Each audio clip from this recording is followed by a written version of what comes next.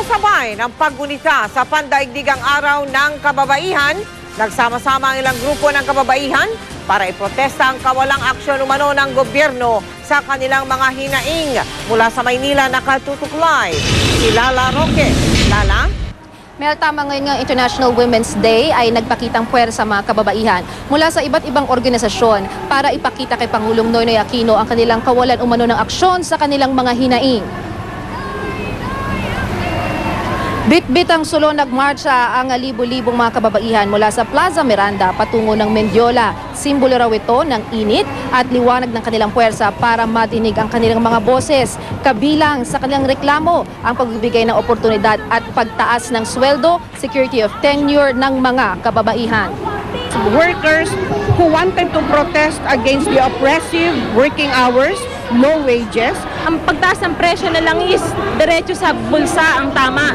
Dahil ang mga kananayan siyang nagbabudget ng pang-araw-araw na gastusin. Merong sitwasyon ng giyera, ang mga kababaihan nakakaranas ng iba't ibang anyo rin ng karahasan. Bahagi naman ng programa ng grupo dito sa Mendiola ay nakatakda nilang sunugin ang dilaw na ribbon na may watawat ng Amerika. Dito ang isang ribbon na ginamit sa kampanya ni Pangulong Aquino para ipakita na ang kasalukuyang pamahalaan ay naglilingkod sa interes hindi ng mamamayang Pilipino kundi sa interes ng gobyernong Amerika.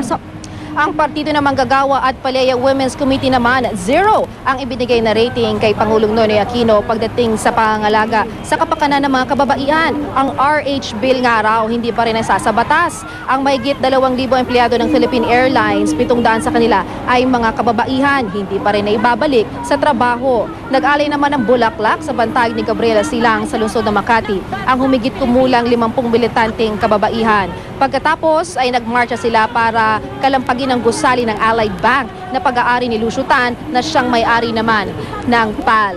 Mel, sa mga sandaling ito ay nagpapatuloy pa rin ang programa ng mga kababaihan dito na may iba't ibang organisasyon. At ayon sa Ground Commander na si Police Superintendent Formencio Bernal, meron silang 100 pulis na itinalaga rito para naman sa kapayapaan itong lugar. Wala pa raw silang abiso kung hanggang anong oras matatapos ang programa. Pero sa kanila, maximum tolerance daw hanggat wala naman daw paggugulo ay wala naman daw problema sa kapulisan. Samantala, yung mga magtutungo dito sa area, iwasan ho muna dahil matraffic na po dito sa bandang Mendiola. Mel?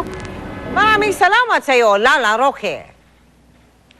Si Mike Enriquez, ang investigador ng bayan. Ilang jeepney driver ang inireklamo dahil naman sa pagbiyahe nila nang wala sa linya o tamang ruta. Kaya naman ang investigador ng bayan agad dumaksyon para itama sila ng direksyon. Dapat naman, bago na nilang magbiyahe, kumpletuhin nila muna yung papel nila. Wala naman magbabawal sa kanila. Ito ang matagal ng reklamo ng Suburban Commonwealth Market Jeepney Operators Association o Subcom-JOA.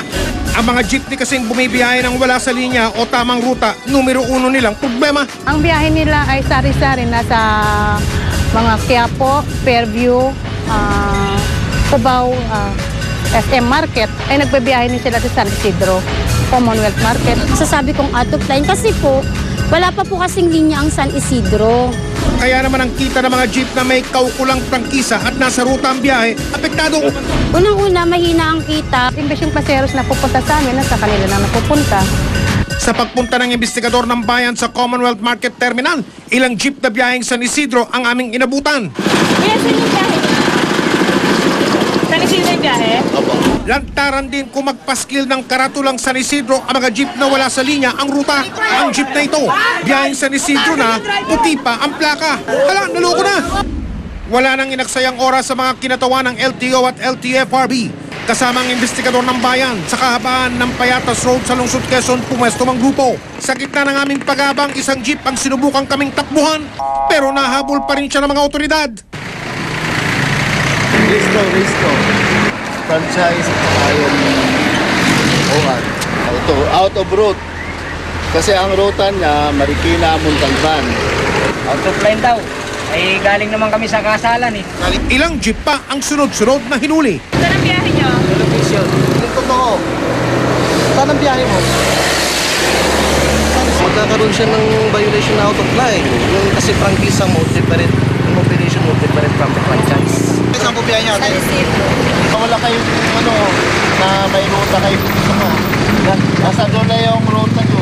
Kasi yung nag-apply kami ng dyan ma'am, yung notification. Ay, sabi ng namin, hindi raw kami May isang rehistro pang halatang pineke.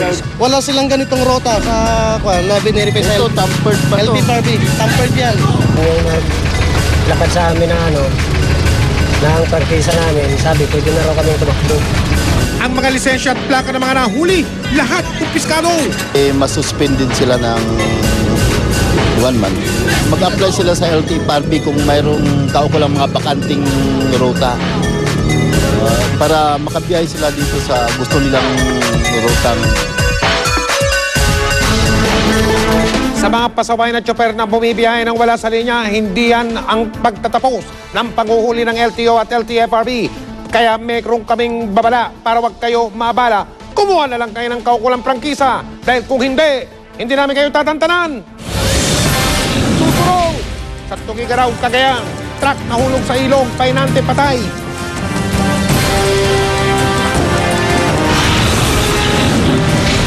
Pagdinig sa korte sa Amerika, ayan, nauwi sa rambulan.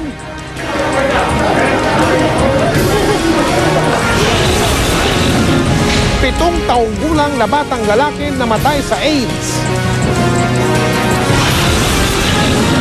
At sa Marikina, pugot na lalaking pinaglalamayan, biglang sumulpot sa kanyang burol.